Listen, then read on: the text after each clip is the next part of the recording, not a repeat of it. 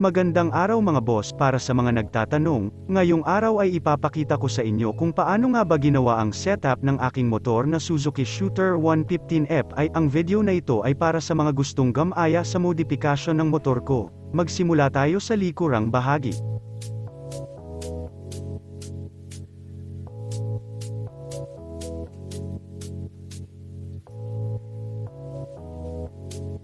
So ayun mga boss, ang mags ko nga pala sa likuran ay Lavenger Mags for Sniper 150 at tire na may sukat na 120/70/17.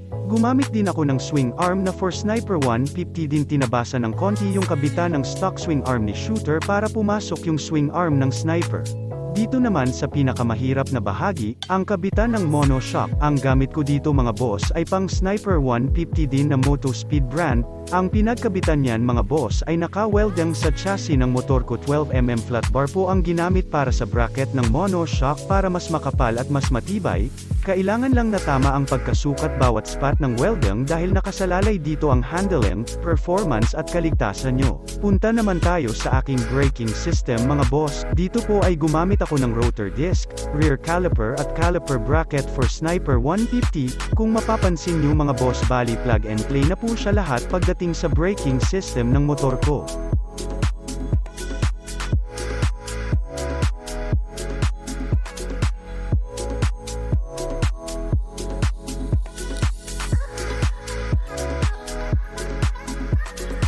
Dito naman sa kabila ay gumamit ako ng sprocket set for Sniper 150 na may sukat na 1542.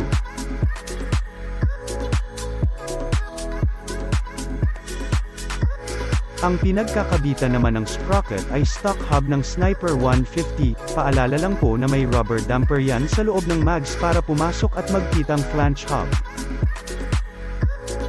Ang gamit ko naman sa bahaging ito ay full shifter na pang Raider 150 carb, TTGR brand.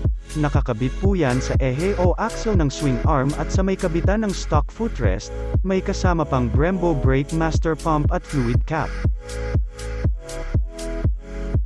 Ang gamit ko namang pipe ay SC Project exhaust.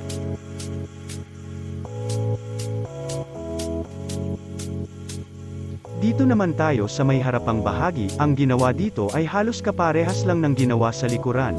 Dito po ay gumamit naman ako ng inverted fork pang Sniper 150, OKM brand. Ito po ay plug and play lang sa stock T-post ng Shooter FI caliper, caliper bracket at rotor disc pang Sniper din po mga boss, Lavenger Mags na may tire na 90/80/17. Ang front fender naman po ay pang Sniper 150 B2.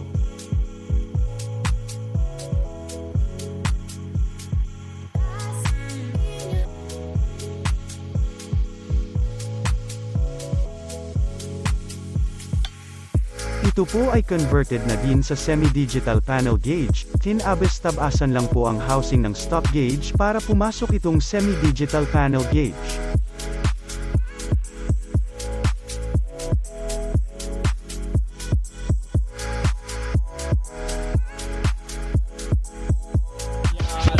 Watch my 9mm go bang.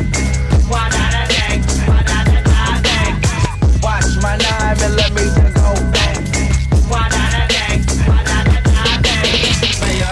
Masturbators, bitches all up in my shit. Living shit, you know you did. Walking around with a crib full of niggas. Bitch boy tried to take my shit. Fuck you, piece of bitch.